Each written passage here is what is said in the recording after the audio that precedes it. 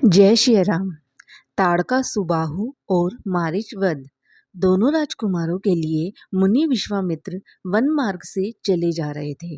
वे उन्हें राक्षसों के उपद्रवों के विषय में भी बताते जा रहे थे, किस प्रकार दुष्ट राक्षस उन्हें अन्य तपस्वियों को सताया करते हैं। तभी वातावरण में बादलों के गड़गड़ाने जैसा स्वर उभरा और देखते ही देखते ताड़का नामक एक भीमकाय राक्षसी ने आकर उनका मार्ग रोक दिया। क्रोधित होकर वह बोली, तो तुम इन बालकों को लाए हो अपनी रक्षा के लिए? इन्हें तो मैं कच्चा चबा जाऊंगी।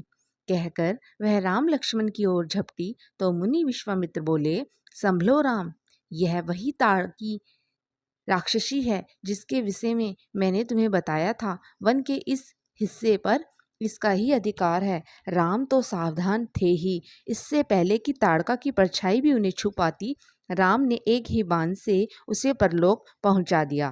ताड़का का वध करने का राम का पराक्रम देखकर मुनि विश्वामित्र बेहद प्रसन्न हुए। बोले, हमने तुम्हारा और लक्ष्मण का चयन करके गलती नहीं की राम। फिर आश्रम में जाकर उन्हें दिव्य अस्त्र भेंट किए गए।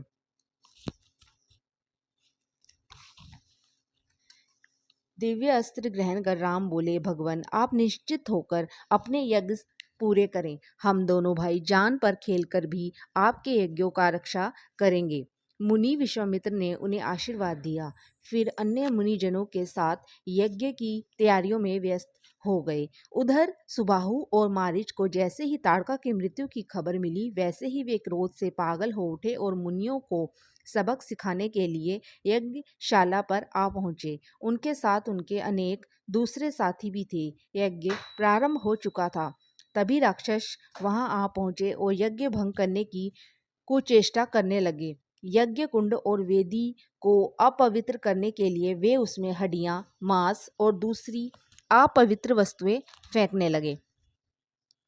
यह देखकर राम ने एक बाण छोड़ा जो यज्ञ कुंड पर छत्र की भांति स्थिर होकर घूमने लगा। राक्षसों द्वारा फेंकी गई अपवित्र वस्तुओं से वह बाण हवन कुंड की रक्षा करने लगा। हवन कुंड पर बाण रूपी छत्र लगा होने से अपने प्रयास को विफल होते देखकर राक्षस बौखला उठे।